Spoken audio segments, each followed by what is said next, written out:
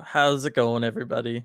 That was um that was another rough one, unfortunately. Kraken pick up their third loss in a row. It's a rough game all the way around. I mean, the score obviously says it 5-1. I mean, there's a lot to go over with this one, but definitely not kind of the high despite the loss that we experienced after that Boston game. There's kind of no way around this one. This one was just it was just bad. And this is not the time of year to be playing bad. It's not where they're at. It's not what we want to be seeing for the Kraken. But I still think there's some positive takeaways from this one that we can talk about and get to, as well as breaking down what went wrong in this one. Thanks everybody for joining us here on Emerald City Hockey's Postgame Live, presented by Queen Anne Beer Hall. Maybe a good place to watch a game like this one today. Just throwing that one out there. I don't even entirely know where to start on this one. It was kind of in a weird way, it was a boring game. I felt like the Kraken, they let Grubauer down. The defense wasn't great, but at the same time, on some of these goals, the defense was actually pretty good, despite the fact that the Maple Leafs were able to get a goal off. So we'll get into that later. Obviously, the power play, like, be great if they could score every once in a while. Face-offs. Oh, face-offs, man. Like, we cannot win a face-off to save our lives right now, and that's a big, big problem. I don't know. There was some serious issues in this one. Be interesting to hear from Dave Hackstall when RJ joins us later, what Dave Hackstall had to say about it, because I don't know if you all caught that on the Root broadcast, but like he was basically down that tunnel before the last second was gone. Like he wanted out of there. I don't know that we'll get a lot from him today, but it'll be really interesting if they have, I mean, what they're going to do before Tuesday, because this was not a good performance from them. This was arguably the most I've ever felt like the Kraken just kind of gave up on a game. Was, I think, this game, and I know that's saying something after that Sharks game from earlier. Oh my gosh, from 6 days ago. Not some not That's not great stuff. Not great stuff right now from this team. Schultz kicking us off with the face-offs. Absolutely. Kraken as a team, face-off wise tonight, 29%. 29%. That's I don't know that I've ever seen a team finish a game that low before. Like ever. And you look at it, Wenberg 19%, Yanni Gord 25%, Maddie getting it done 38%. Like, what is happening? What happened on the faceoff dot for this team? I have no idea. They just didn't have it at all tonight. That definitely cost them. Um, there's a lot of things that kind of cost the Kraken in this one. And I get it. Maple Leafs are a good team, just like Boston was a good team, but we played Boston hard. And I didn't feel like that same kind of it felt like there was a much larger skill gap in this one than that Boston game. I'll put it that way. Kraken Hawk, this is concerning. We're falling out of the playoffs. We've lost to two of the best teams in the league. Now it's time to win. Teams should be easier from this point out. No more excuses. We need wins. So we do definitely need wins. It's we're approaching like panic time, like we talked about on the deep dive, I think it was, or at some point, like the idea of, there's all the different levels of panic as far as like, do you raise the glass over the panic button? Is your hand over the panic button? Glass is definitely up, in my opinion. I think hands over the panic button. I don't think we have to hit it just yet. Kraken, they're still 4 points ahead of Calgary for the final wild card spot. In addition, they have a game in hand. So that's still a decent place to be. They're not out of it yet. They still got a game in hand on Edmonton, who's only 2 points ahead of them. They're only 4 points behind Los Angeles, who's played 2 more games than Seattle at this point. So it's still not like a disaster. There's still plenty of time for this to turn around. It's just, the one thing the Kraken kind of can't do the rest of this season, and what they couldn't do following the All-Star break, was play sub 500 hockey. And that's kind of what we're getting from them right now, as in their last 10, they're 3-6-1. That's not going to cut it. If you are going to find yourself out of the playoffs after the amazing start to the season that the Kraken had, that's how you find yourself out of the playoffs. So Seattle, they need to start getting things going in the right direction. I know their schedule is easy the rest of the way, but you still got to take care of business. Bottom line, got to take care of business. And right now, they're really not. Braun, that was not fun. Was it more Samsonov good or just us bad or unlucky? Feels like the game drained us. I agree with you on the whole like drained comment. Once the game was certainly like 4-1, I didn't feel like the goalie change really did anything to spark the Kraken. They had like that one good sequence where they caught everybody from Toronto out there for over 2 minutes. Like that was cool towards the end of the second period, but it just, did you ever feel like the Kraken were like a legit threat to the Leafs? Not really. Not after, the first couple minutes of the game. And so it's yeah, it was, I agree with you there. Samsonov, he played well. There's no way around that, especially because I don't think the Leafs defense was that great. I felt like this was more the Kraken. They they didn't generate a lot of offense. Their offensive looks, particularly versus looking at what Toronto was trying to do in the offensive zone, night and day. The Kraken looked like a peewee team or something as far as their strategy and as far as trying to draw things up. We saw the very first goal of the game, the Vince Dunn goal. Incredible play. You got Vince Dunn there all alone in the slot where he can just receive a puck, take the shot, get the goal. Maddie was wide open, backdoor. Like that was an incredible play and sequence for the Kraken to develop that all on the fly like that and have it work. And it looked so like, wow, like that's some next level offense. That's exactly what this team needs. That'll get them out of their slump. And then later in the game, you're just watching and you've got plays where, Tanev has the puck and both his line mates are just kind of parked net front surrounded by Maple Leaves and there's nowhere for him to go with the puck.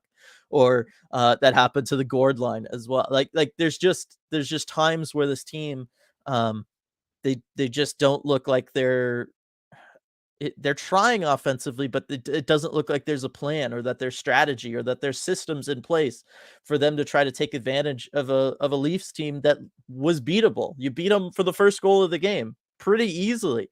You just completely like took them out of it. And then the rest of the time it was just like, oh, well, one of the things we'd been struggling with was net front presence. So let's just throw two players net front.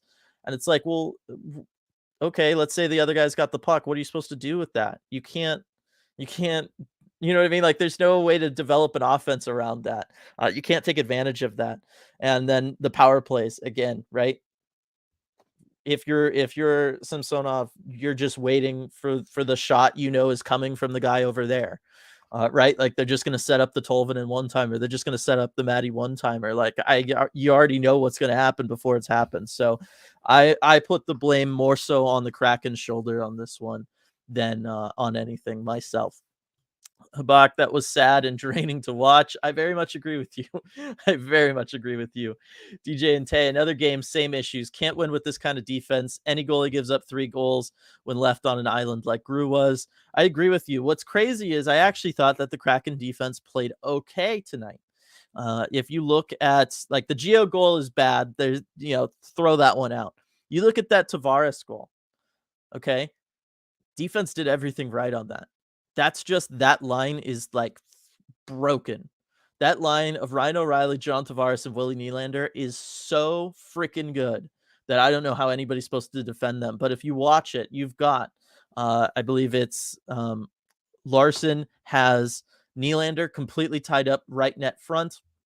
Vince Dunn's taken away somebody, and you've even got Yanni Gord on John Tavares. Yanni loses him for a second, half a second even. It's not even a full second. Yanni loses him. Tavares just makes a move, kind of turns around, and in the time it takes Yanni to turn around to cover him again, the pass gets through and the puck is there for him. And it was just like, oh, but the Kraken were doing everything right. Both defenders were engaged net front. You've got your center down helping you out against Tavares and Yanni Gord. Like everything, everybody did what they were supposed to do. And the Leafs were just better on that play. And it's frustrating, but you can also kind of throw your hands up to it. The problem is that happened, kind of again later on. I think it was the first Matthews goal where again, everybody was in the right spot. They were all taking away the appropriate players and you still get a goal. But at that point it's 4-1 and the team just never looked like they were capable of getting back in it at that point. But it is one where, it was far too easy for the Maple Leafs to complete passes to net front, get through passes through the slot. You look at the Liljegren goal, that's a pass that needs to be stopped by somebody. It goes through essentially 3 Kraken players. Something needs to happen there. Larson needs help in the corner sooner. Like that was a defensive breakdown. But some of them, what was so frustrating about this game was that some of them, like that Tavares goal, everything was played right. And it still just didn't matter because the Leafs were that good in that moment. And that's just a frustrating thing. Hunter holding on to a wild card spot now, not good. It's still, yes, agreed. It's not good, but there's still hope. We're not out of it. There's still plenty of time. Um, Lindsay, glad I didn't end up buying tickets to that one. Bit of a snooze fest. I agree with you. It was not like the most entertaining game, and it flew by. I was clicking go live at 6:30, 2.5 hour game. Like that's pretty quick. Absurdly saying it felt like they came out with both guns blazing and just fell apart at the seams halfway through the first period. I agree with that assessment. I think they just, I mean, when all of a sudden, less than 13 minutes in, you're down 3-1 after the way some of those goals were scored, where you get like the fluky bad one for the first one for Gio, which I guess welcome back to Seattle, Gio. And then you get like just completely just outskilled like the Tavares one after you did everything right. It's hard to keep going at some point. Like that those are both things that will absolutely drain you of momentum. And then I think that's what we started to see with the breakdowns on then the Liljegren goal. And then after that, you're just like, all right, you know what I mean? Like you just feel like no matter what I do, it's not going to matter in this one. We just don't have it tonight, whatever. That's when the bad thoughts start creeping in there.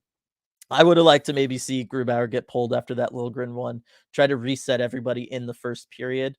I know Grubauer then was huge to kill off that power play a little while later. Like he absolutely did that. He made some saves that he had no business making. You know what I mean? But I still think that the team needed a shot in the arm at that point, and they didn't seem to get it from anywhere. Nobody stepped up and did that, coaching staff wise or player wise, unfortunately. Ty, woo, still got it. Dang. That's right. All right. We can all just chalk this one up to Ty then being there, I guess. That would be the easy way out. But the problem is, as we talked about it already, right? Too many of these same problems for this team. It's not that you're there, Ty. It's that they can't win faceoffs. It's that they can't clear the puck out of the zone. Right? I mean, how many of these goals also started off of turnovers in the defensive zone? Kraken have possession, they can't get it out. Like, gosh, come on. Rich, what happened to the team that played against Boston the other night? They were not there for this one, Rich. It's the bottom line. Lindsay, this team sorely misses Burakovsky, winless with Froden in the lineup.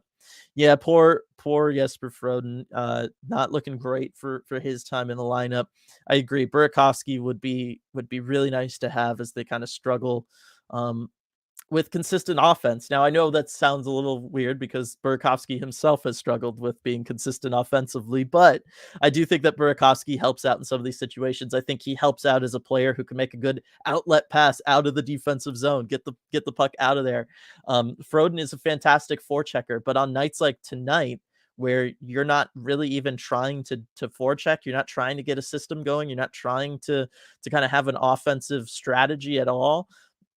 Froden, I mean, he is limited as far as what his skill level is, what his creativity is going to be in a way that Burakovsky would not be. Burakovsky could make more on the fly. And that's not like a criticism to Froden. It's just how good Burakovsky is in kind of those situations as a playmaker. So I agree. Burakovsky would have helped tonight for sure. This team has looked so much different since the All-Star game break. I blame Cabo and Hawaii from Kraken Hawk. I don't know that it's specifically the vacation's fault. I always think that's dangerous in sports when we start doing that. However, I will agree with you that the team, like that break, killed a lot of the momentum and juice that the Kraken had. It just did, and they really need to figure it out. They need to come together and find a solution, because otherwise, yeah, like I said, it's not totally panic time, but you're getting close to panic time. Super chat here from JMG. Appreciate it, JMG. The deficiencies have really been catching up with them. With the playoff teams starting to up their game, the Kraken just can't keep up.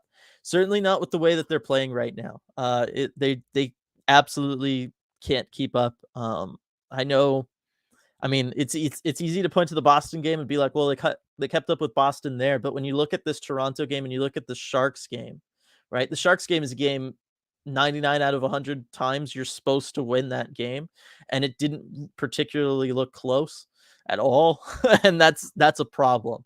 And the thing that worries me the most out of both tonight's game and that Sharks game is that I felt like, and at both times I've kind of mentioned this, these feel like the 2 games in which the Kraken haven't had that same effort level, that same never say die attitude that has really been their hallmark all season long. And we've seen them, even when they lose games, they're right in it till the end, even if the score's not close, but they're pushing, they're trying to make things happen. They're letting the other team know, hey, we are not just going to go quietly off into the night.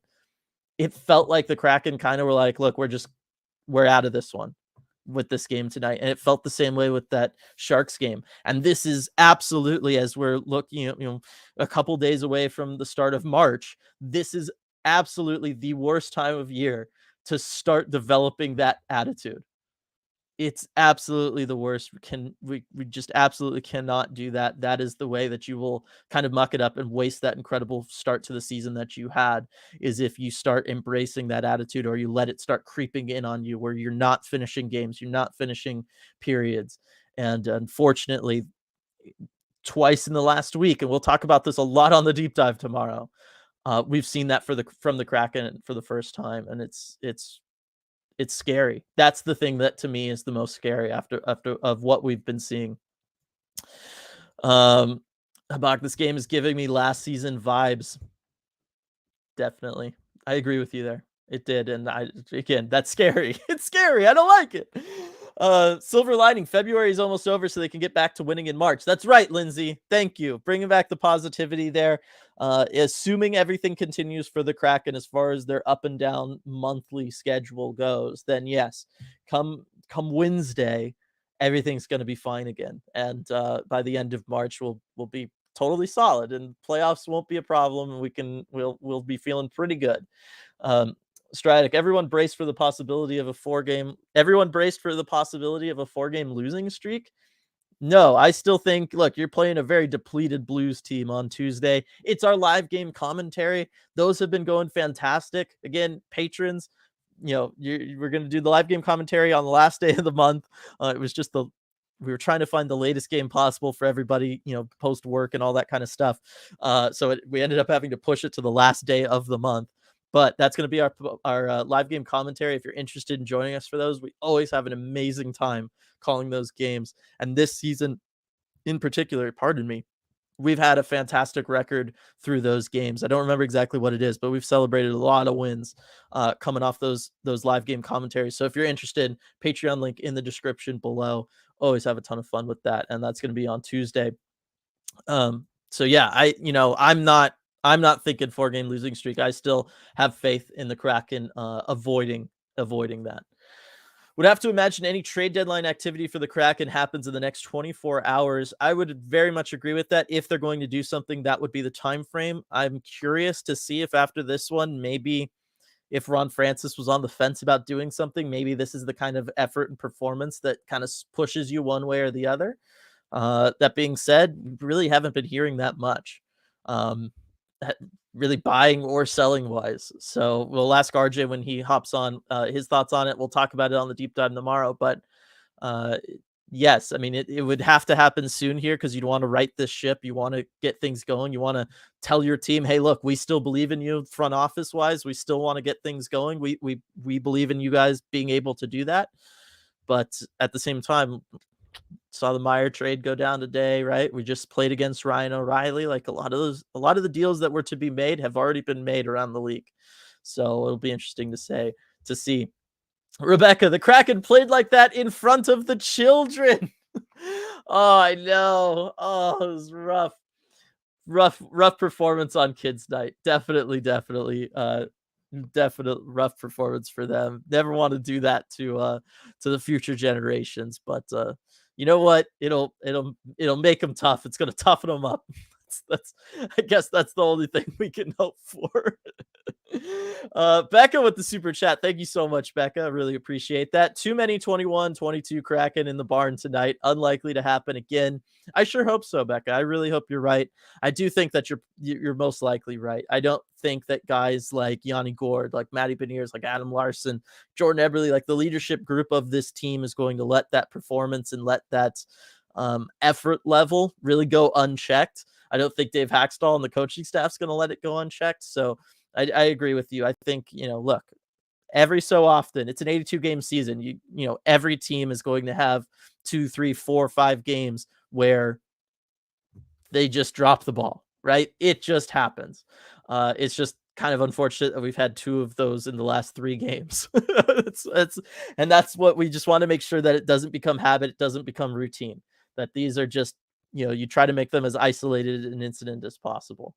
But appreciate the support from both you and JMG today. Really do. Let me scroll back up here. Where was I?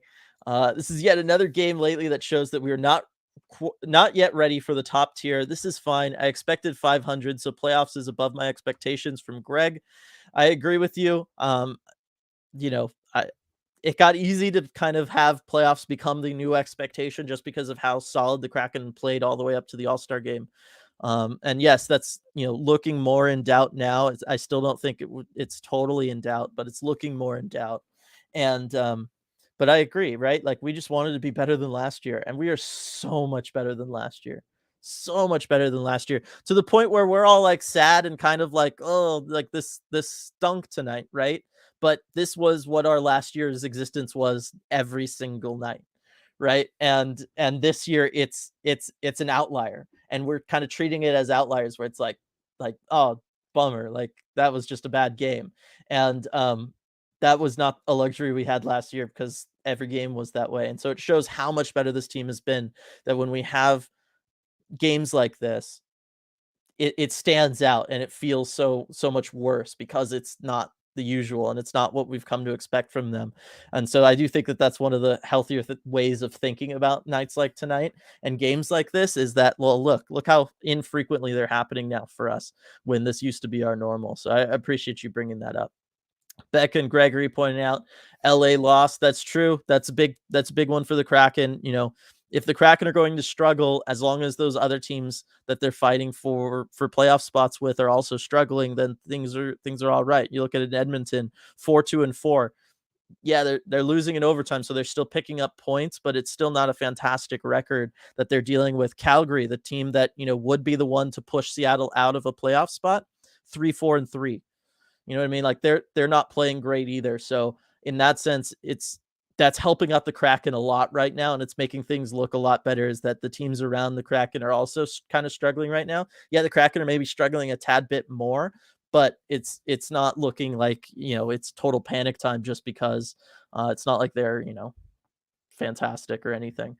Rebecca, congrats to Gio for hitting that block record in his return to Seattle, though, after a terrible showing in the last Kraken matchup. Yeah, it was a good game for Gio. He didn't need to score like that. Just saying, but it was cool to see him back, and it was cool to see him get that block record for sure. Patrick, bad day. This and I have COVID. Well, I'm really sorry to hear that, Patrick. I wish you well. Hope symptoms are mild, and hope you have a speedy recovery there. That definitely sucks. Harley, exactly, Dylan. Not the time of year for this nonsense. What's with the contest full on crowding around Groovy? Blinded, second period, bit of a wake up, then Jonesy. Yeah, they did a good job of getting people net front on Grubauer, and then, like I said, somehow they were able to complete passes to whoever was net front. I mean, there was that one sequence with I believe it was the second period, and it was against Jones at that point, but Willie Nylander just kept getting the puck and kept funneling it in to John Tavares, who was net front, sandwiched between both Kraken defenders.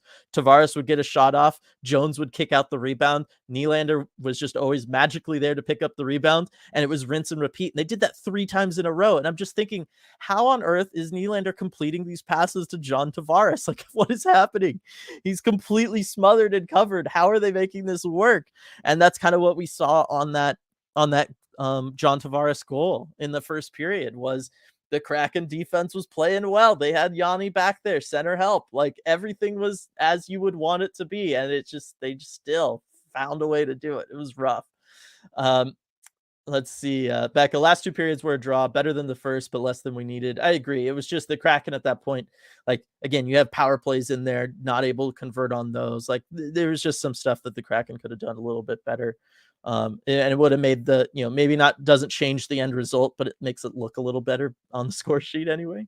Unnecessary zippers. Are the lines fine the way they are? It looked like the Gord, Bjorkstrand, Tolvanen line was getting a lot of ice time for whatever reason. They were one of the more consistent lines. And as we know, Dave Hackstall will roll with whatever line he feels like is playing the best. They get the ice time. And so I'm looking at the ice time leaders for the Kraken right now. It was actually the Wenberg line with Eberle and Schwartz and Wenberg that got the most ice time tonight and led the way for them, which I get. That's kind of your defensive line. Wenberg is kind of helping shut people down. I do think that, for the most part, I know he had 2 goals, but the Austin Matthews, Mitch Marner line, they did a good job of kind of dealing with them. If you look at those goals, one of those is a rough one for the Kraken. The other one's just, they just beat the defense with speed. And at that point, it's late in the game. I believe that was the second Austin Matthews goal, that one in the third period where Dunn and Larson just it was a 3-on-2 against them. And for whatever reason, they just allowed all the Leafs passing to be fine. But I felt like, I don't know. It's tough. Like I said, it felt like there was a defensive effort from the Kraken all the way around, and it just didn't matter because the Leafs were just better. It's a rough spot to be in. Joey asking if they played a video for Mark Giordano. They did play a video for Gio. It was after he scored the goal. They played the video is what I saw on Twitter. We can ask RJ about it when he joins us. Edward, Kraken playing like the Kraken team Gio was accustomed to seeing at CPA. That's right. Just when Gio's in Climate Pledge Arena, Kraken just lose all momentum, I guess. Is this the way it goes? Daniel, given up at least 4 goals in the last 3 games. D needs some work, but we won't have any practice time for quite a while. That's the thing that concerns me, Daniel, is that I don't know when you're supposed to address some of these issues. Granted, they're the same issues, right? Clearing out of the zone. Talked about this a lot last game. That's a problem. Gotta address that. Like I said, tonight, D, for some of it anyway, looked pretty good actually. But the power play not scoring again, not being able to contribute anything at all for you is a big problem. Still, it feels like there needs to be a lot of work done there. It's a tough one. And yeah, I mean, Mondays are days off, and then you got the game on Tuesday. I mean, the schedule is pretty packed actually the rest of the week. So I don't know how the Kraken are going to kind of handle that. Borgie and Seuss did some good work tonight. From Becca, I agree. Like at any given time, the D was solid and everything was fine. But it just didn't matter. Was the bottom line. It just didn't matter. All right, we got. I think we got RJ here ready to join us. Gonna bring him in. How's it going, RJ? That was not the best game. No, not a good game at all. Yeah, it's. Definitely didn't feel like as fun of even as a loss of the last one. Just kind of rough all around. Good start very early for the Kraken, but the Leafs just brought it from that point on in the first period, and then Kraken put on a good push late, but you just couldn't get one past Samsonov. It was tough, and the attitude in the room. I think the guys realized that they got to turn things around, and I mean it was clearest talking to Vince Dunn, and let me tell you, He and Jared McCann are the 2 guys who just take a loss the toughest. And, they're just like, again, you just see raw emotions, really good, honest answers from those 2 guys. We didn't get McCann tonight, but we got Vince Dunn. And he's just, basically kind of trying to figure it out in his head with us, basically, working through it. And, he said, like, someone mentioned, the offensive push the team put on. He's like, yeah, I mean, we were good enough that way. Like that side of the ice, we were good enough. But, not defensively. And he said it's unacceptable, what we, put Grubauer, like, there's not a whole lot he could have done on those goals is what, Dunn was saying. And just, they need to be better defensively. And he was kind of really open and honest about that. So, that was kind of, again, after a loss, you're never sure what you're going to get. Usually, be like a 1-minute type presser type of thing. Right. But, Vince Dunn really, putting it out there tonight. So respect to him for that. And he said also though, because he was asked like, well, how far do you feel you are away from like when you're playing well that peak game? And he said, not far. Like there's just a few things we kind of need to tweak, but we're doing a lot of things well, and that's kind of the frustrating part of it.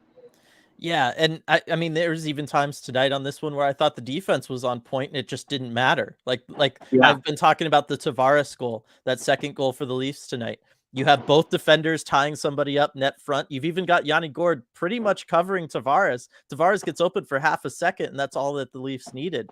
The bounce finds his blade like right there with the open net. I mean, you can do everything you want. It's not going to matter on a goal like that. Yeah, it's a tough one. What about from Hackstall? Because he was out of there so fast, going down the tunnel, leaving the bench on this one. What was his kind of presser like? Yeah, I mean, it was, he didn't really lay into his team or anything like that. He talked about just kind of having to get back to the right habits and whatnot. He was asked about Grubauer. He said, about pulling him, and was that kind of like a mercy pull, or was it, his performance? He said a little bit of both. On that first one, it's no secret he should have that. But otherwise, you're just trying to kind of give the team a jolt. I mean, I think overall he tried to preach a message of positivity that, basically not a lot of people had us, in this spot, he was saying at the start of the year. So we're in this spot, we got to embrace that and take that opportunity and, show why we belong to be here. Right. We just had a question a little while ago, just because you mentioned that first goal from Joey, asking if they had played a video for Mark Giordano. As I understood it, it happened after that goal. Yes, it did happen after his goal, so maybe a little bit more muted of a response than there would have otherwise been. But yes, they played a short little tribute video, kind of in the first TV timeout, and I think it was kind of scheduled for that. Gio gave a wave to the crowd, and there was a cheer for him. So yeah, nice little thing for him. But it was after the goal, and I mean, hey, good for Gio.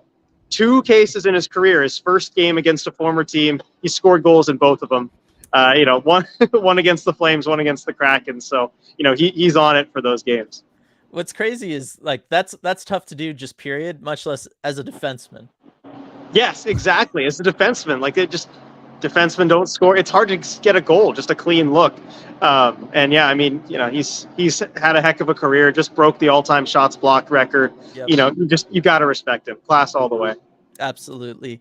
This is an interesting one, just because we were talking about do we think Ron Francis is going to maybe make a change now after a game like this, after the week the Kraken have just had? Got Eric asking, do you think Kevin LeBlanc is a good realistic option? I will say I watched a lot of Kevin LeBlanc play in his early years with the Sharks. Haven't seen him as much recently. He had a big injury and then has kind of come back this season. I don't think he's what the Kraken need right now. And he's someone that, again, with the other pieces they have, he's going to frustrate you. He's a distributor. He's someone who's going to, pass up shots occasionally to try and get the puck to other people. That's his game. He's solid defensively. Actually, he's gotten a lot better defensively, so, from the start of his career to now. But, I mean, he's basically, Alex, closest comp I think, the Kraken fans will know, Alex Wenberg, but a winger. And I don't think that's what most Kraken fans want them to add if they do add something. So I'm going to say no. I don't think it'd be the best addition. All right. Good opinion there. I'm going to ask you this question, RJ. I don't know if you know, but do you know what the Kraken's face-off win percentage was tonight? I don't know offhand. I can't imagine it was good. I'm going to guess. 29%. Oh, I was going to guess 38 and think that might have been low because, that was really bad. Yeah, it's really, really bad. I think that is something that is absolutely killing them right now, is not having somebody who can consistently win faceoffs. And then the power play, do something. Do something. I know. I mean, the power play I thought looked good for long stretches too. It just, they got a lot of chances, especially in the second period, on some of theirs. So they got a lot of chances on some of those power plays. Sorry, stuff going on behind me. Just couldn't put one home, and it was just frustrating. What did you think? I thought that there was moments where it looked good, and then other times where it was still just like, get it to Tolvanen for a one-timer, get it to Dunn for a one-timer, get it to Madden for a one-timer. And it's just like, goalie just knows what's happening before it even happens. Like, you just can't score that way. Krakenok, every team has a turning point in the season that defines them. That point for the Kraken is now. It's time to bring it home so we can watch Kraken games in the summer. Let's get Kraken. Like that messaging there from Kraken Hawk on this one. Lots to talk about, everything going on, RJ. Where are you as far as our kind of ECH patented panic button meter? Is the glass off? Is the hand over the button? Are you touching the button? Pressing the button? The glass is off, and the hand is kind of just waving over the button. This is a situation we've been in before this season, though, where they hit that 3 games on a 3-game losing streak, and they turn it around every single time. So one thing I thought about after this game, and I even asked Jordan Eberle about it, but it just feels like right now there's a lot of parallels to the end of December, in my opinion. Mm-hmm. Coming off a 3-game losing streak, feels like things might really be slipping for this team, and it certainly felt that way at the end of December. They're about to go on the road, about to play every other day plus for at least 2 weeks, just like the end of December. And so I asked Jordan Eberle, is there something maybe about that, getting into that rhythm and being in the same spot, that can kind of be that antidote to turning things around like it was, where they rattled off 7-8 wins, to get everything going again, at the start of January. And he said, yeah, there's, getting in that rhythm is really important. And, he kind of went back on this, look, we just need to find our game. We need to get our habits together. But I think, he did acknowledge that, having that rhythm of like playing every other day plus can be helpful for them. Yeah, I think it is. And as Lindsay pointed out earlier in chat, calendar's changing too. We're going to get out of February. Only one more game left in February. Lindsay's calendar month thing really held true, didn't it? It really, really did. It absolutely did. Definitely won't question it next time. John, we've quickly given away our cushion, but we're okay. Just need to get back to solid hockey soon. I agree with that. And for the record, RJ, I was in the same place. Hands over the button. Not touching the button yet, but hand is over the button. I think we can agree on that. Yeah. Edward, Sounders season opener tonight. All the Seattle sports mojo seems to be in Soto tonight. It's definitely possible after this. Actually, you know what? And this is something that a few people in the press box commented on. The attendance tonight was really good considering the Sounders thing. A lot of people expected fewer than there were, and it was.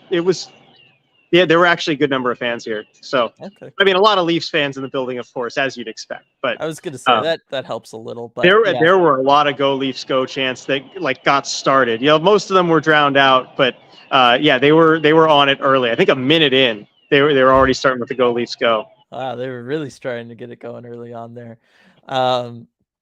Just kind of talked about the power play.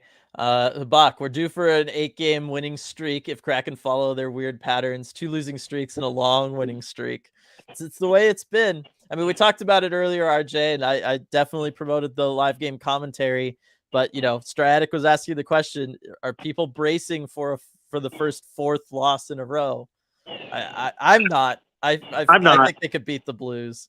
I think so too. I mean, the Blues are not playing well right now. They've just unloaded a lot of their better players, including Ryan O'Reilly, who I thought was great tonight.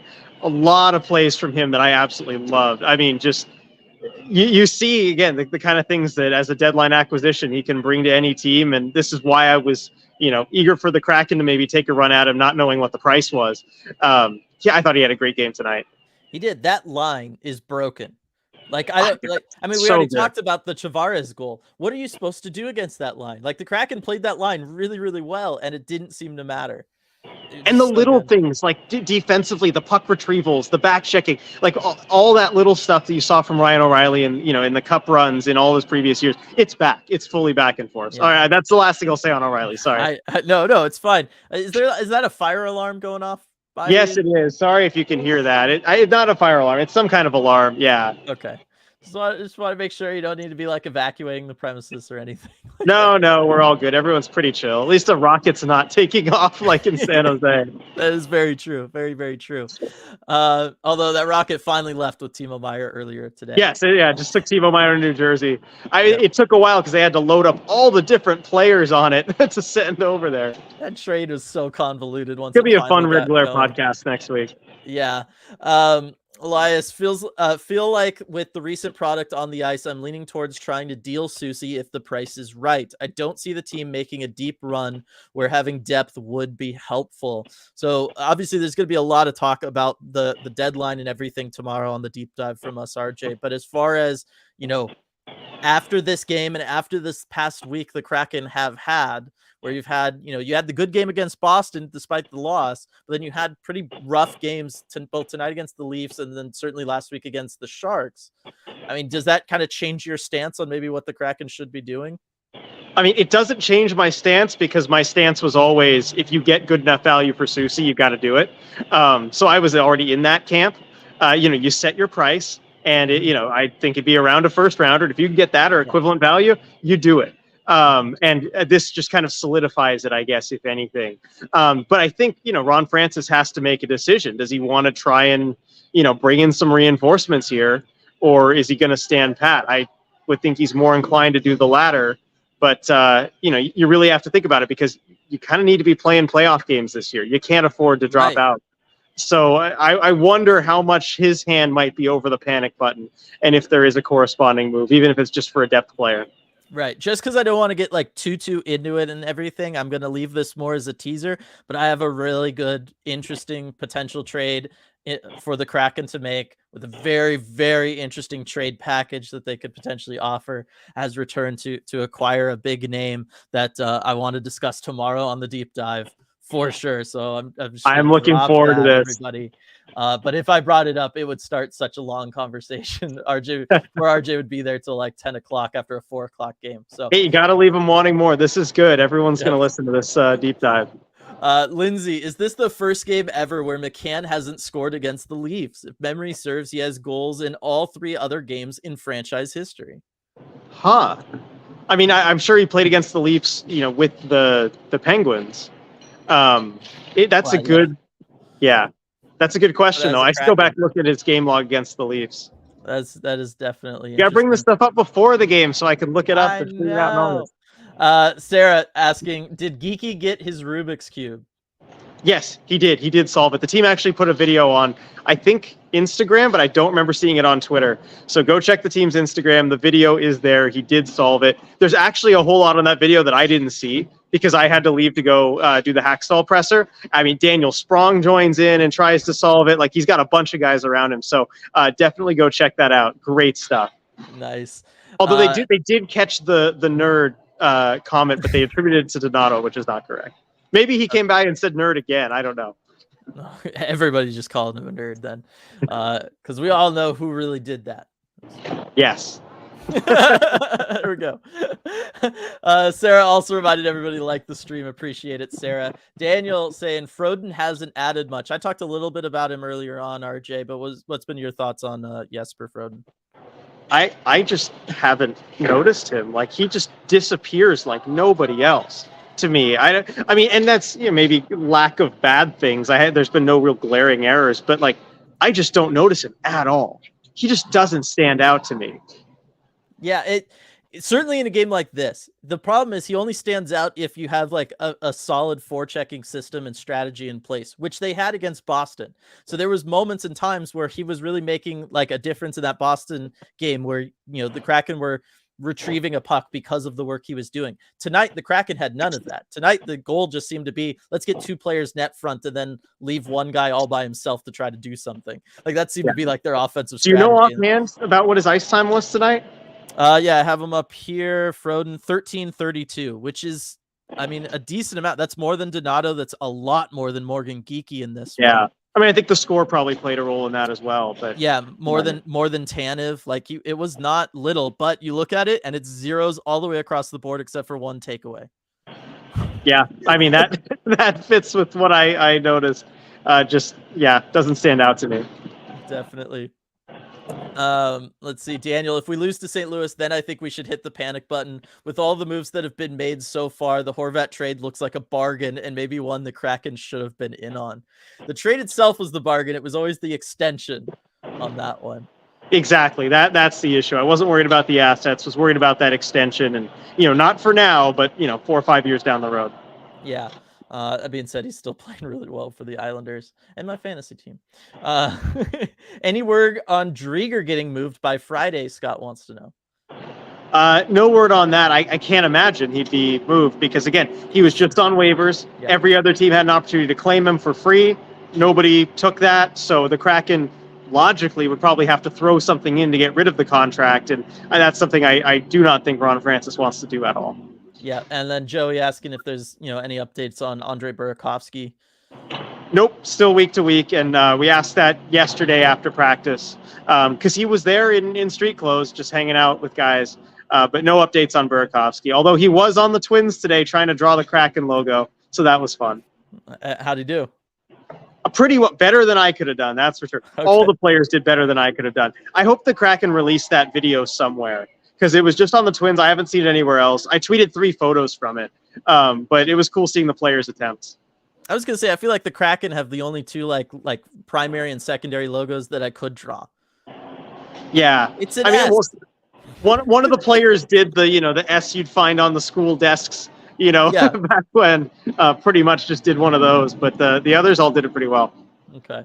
DJ and Tay confirmed I'm flying out to go to my first Kraken game end of March. Hope we figured it out by then. Well, first off, super pumped for that. Like, that's awesome news. Really happy for you that you're going to be able to get out there, go to the Kraken game. I think this will be a very different situation come end of next month from where we're at now. Yeah, definitely. A lot can happen in a month, and with so many games too, it'll look very different for sure. We'll be many more games in, and hopefully the Kraken will turn things around. Yeah, and not to mention that it will be at the end of next month, which is supposed to be a good month, as Lindsay's here taking the victory lap about the system. You guys doubted my system for a minute when they won versus Detroit, but I definitely cracked the code of alternating good and bad months. You're right. We will never doubt you again, Lindsay. Yeah. This is your thing. Just need to throw that out come April. Yep, for sure. I like this, Striatic. The alarm is Ron hitting the panic button. What is Ron hitting the panic button? Oh, the alarm down there. Yeah, he's hit it. Oh, that's funny. It's not coming from his area of the press box, so I think we're good. Yeah. Got Alan here. Can't win them all. My Oilers crushed Pittsburgh 7-2 and then lost to Columbus. Trade deadline is going to be huge. It's already heating up around the league. See you March 18th. We'll see you then, Al. But yes, I read that because it is true. Like we beat Toronto and Boston and kind of embarrassed them at home. And didn't quite. Maybe we got a little embarrassed tonight. Didn't get embarrassed by Boston, even though they got some revenge on us. But it's the way things go in this league. Yeah, I mean, any team beat any other team. Stuff tends to even out. That's just how it goes. Yeah. Did I miss something? Scott saying, looking forward to the Detlef Shrimp statue at Climate Pledge. Is looking forward to the what?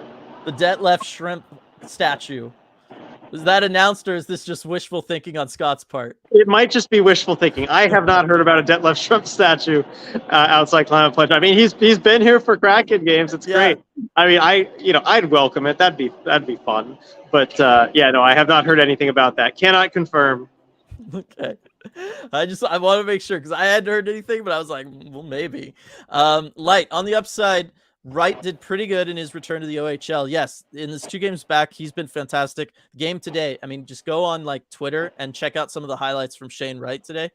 Unbelievable. Making some stellar passes with some round the world offensive zone work that he did. Incredible tip-in goal where he had to totally contort his body to get to a puck that was not past the best, but he was able to still tip it in regardless. Shane Wright is looking fantastic right now for Windsor. So happy he's back. Glad to hear that. Steven he's just back playing at all. He's been hurt. I mean, it's good to see him healthy. This is one of the things that I had wanted to talk about last week on Deep Dive. I don't know that we'll have time for it tomorrow with my giant trade idea. But it was the idea of has Shane Wright played enough hockey this season to be ready for next year for the NHL? Just because he's been shipped around all over the place and he's been hurt, it is a question that I think can be asked. I think the answer is still yes, he's played enough. But yeah, it was if we needed content. Why is Froden being dressed over Sprong? Steven's asking.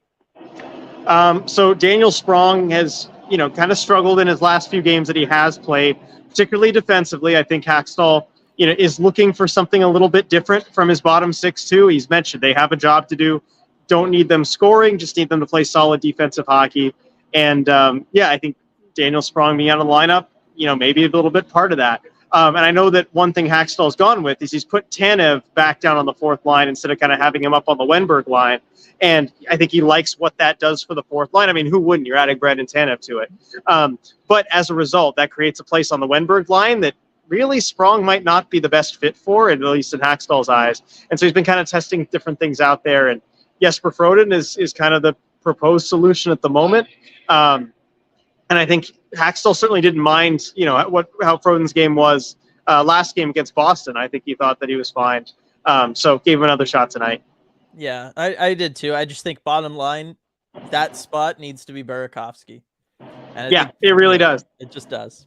And also, and Ron Francis adding in his interview on, I think it was like the pregame show tonight on Root that, hopefully he'll be back in the next couple weeks. Yeah, that would be nice. Got just a couple comments here left. So, if anybody's got any other questions, if I had to skip something earlier on, go ahead and throw it back in there right now. Alan, I'll be attending the back-to-back on Thursday and Friday. Last time I saw a Kraken game, it was in Chicago, and it was the 2-0 shutout. Fingers crossed. We already had Ty in here, unfortunately, in the building for this one again. Oh, man. Keeping the nickname alive and well, unfortunately. But yeah, hoping for different results. Yeah, definitely. I didn't know Ty was... I should have known, actually. He did tweet about it, yeah. Didn't put 2 and 2 together, but yeah. That's what it is. Light, I do feel it's worth remembering that after we lost to the Canes, the fan base talked like the season was over. At the end of the day, the team got better from last year. Next year looks even brighter. It's true. I mean, we are still very much in the ascent part of like building this team. It is year 2 of Ron Francis's 3 to 5 year plan, right? And so it's tough to kind of totally judge them and on what's going on right now. And it's worth remembering, too, that this is not the first time this season that the sky has appeared to be falling. We got to transport ourselves back to the end of December, back to, end of October. 2 weeks ago. Yeah, I know, back to 2 weeks ago. It's easy to forget that when, you're kind of following everything in the moment. That's part of the fun of the season. But, it's got its ups and downs. And, it's in a down moment right now. But Kraken have responded every single time. Yeah. Sorry, I keep trying to deal with this cord. You're very welcome, Stephen. Thanks for the kind words there. Striatic, I feel like Hack's concept of what the fourth line is supposed to do is perhaps at odds with how the Kraken actually beat teams. It is an interesting concept. It's something we can talk about maybe more a little bit tomorrow. I'll let you go ahead there. Oh, well, no, I was just saying, it'd be a good conversation, for tomorrow and everything. I think there might be something to that. I'll just leave it at that for now. I think there might be something to that. It is interesting. I did ask him yesterday if there's kind of a shift. I mean, I think I used the saying about the playoffs, that there's the players that get you there and the players that get you through. And I asked Hackstall yesterday if there's kind of a shift in mentality from the former to the latter as you get to this time of year. And he kind of downplayed as far as, I thought maybe if I get lucky, insinuate the whole like Froden for Sprong thing. Definitely downplayed that. But he's like, there's not a whole lot of shift. It's just, knowing that mentality of having to play defensively solid hockey and knowing what it is this time of year. And anyone can play that way. You just have to do it. But, it's something that I've thought about, like if Hackstall kind of views it that way. Right. I mean, we talked about that last week on the deep dive. I felt like because of those comments that he'd been making, that was the decision he was kind of, gearing towards, was he was looking ahead towards the playoffs a little bit in the sense of, look, if when we're there, we're going to need to play this certain way. And right now we're not. And so let's try to get used to playing in that way and we'll see what happens. But I mean, he's never gonna give us that golden quote. He's too smart. Unfortunately for us. I know. Al, Montreal fans seem a little less confident about Slafkovsky. Shane Wright will be a Nugent Hopkins type for years to come for Seattle. I would absolutely take that. Nugent Hopkins. Oh, I'd take that all day. Yeah, I would love if Shane Wright could do that. And you know what? Right now, he's looking like he absolutely could. Definitely take it. Nugent Hopkins, another guy helping out my fantasy team, just because I feel compelled every time now to say it. Devils joined in here. Hello, boys. All caps. Yeah, you got to be feeling pretty good today, Devils join, I would assume. Alan, good point. Wasn't the whole big thing about this season that all 4 lines were rolling? So what would Hackstall's idea of what the 4th line should do then? Seems like we did what we did was working early on. Uh, I think he was looking towards like the idea of what a playoff hockey is supposed to be. I think we talked about this on the deep dive. Maybe I just talked about it on one of the post game lives. But the idea of having lines out there that can essentially kill time. Let your top 6 rest. You're not going to let the other team do anything. You can be physical against their defenders because in a playoff series, you're playing that same team, multiple times over the course of a week. So any sort of like damage or wear and tear or fatigue you can set in on that other team will start to accumulate. And then all of a sudden you can start maybe flipping the script later on in a series if you're dealing with, playing up or something like that. And so I feel like he wants a 4th line that can go out there, that can punish physically and wear out forwards by having them skate the 200-foot game and give the top 6 time to rest and recover also in that playoff atmosphere. And I feel like that's what Hackstall is kind of wanting the 4th line to do, and that's why we're seeing those lineup decisions that he's making. Yeah, no, I agree with that, and especially looking at how the 4th line looks now, that seems like what it is. Yeah. Daniel here bringing up a good point, and one that I had also thought, which was they would put up a Sean Kemp or Gary Payton statue before a Detlef one. Oh man, that's good stuff. All right. Any final thoughts you want to have here, RJ, after this one? I mean, I guess. I already kind of got into just how it feels like the end of December again. But yeah. I really do think being on the road, being in that rhythm, all of that can be what the Kraken need. I mean, heck, you could even call it the Mario Kart effect if you want. Being back on the road, being focused, playing the video games with the boys. Like, I think that'll work wonders for the Kraken, and just playing every other day plus. If that's not going to get them into rhythm, I don't know what will. But I'm confident that that'll help. Yep, and doing it this time without all the dads and mentors around to distract them and getting them to bed early and all that gross stuff. I agree with that. Yeah, it's just one of those. Got to start looking ahead to the next one. Like I've been talking about all along. Deep dive tomorrow, everybody. It should be a good one. It'll be our last one before the trade deadline, so we're definitely going to talk about how the Kraken should, potentially be acting now in light of this past week. If we've changed our minds on anything and or what they should do. Like I said, already teasing a big trade idea I have. We've got that live game commentary, like I mentioned, for that Tuesday game against St. Louis. If you're interested in joining us for that, we always have a fantastic time. Got a pretty decent record on it so far this year as well. You can check that out with the Patreon link in the description below. It's patreon.com/Emerald City Hockey. Also gets you tons of access to all sorts of other stuff, bonus podcasts, live streams from the two of us. It's all fantastic stuff. And then we also yesterday recorded the latest Release the Fans episode, and that's going to be coming out in the next couple days as well. Not sure the exact time. We're still trying to, lots of stuff been going on here as we've been posting like Patreon things every single day. Still trying to finalize all that kind of stuff, but it's recorded. It's a lot of fun with Alex. If you're on the Discord at all, you've run into Alex, and we had a fun time talking with him. So lots of great stuff to look forward to, as well as all those Kraken games. Got Tuesday, got Thursday, got Friday, got next Sunday. A lot of Kraken hockey coming up. Hopefully it's all good stuff. I think it will be.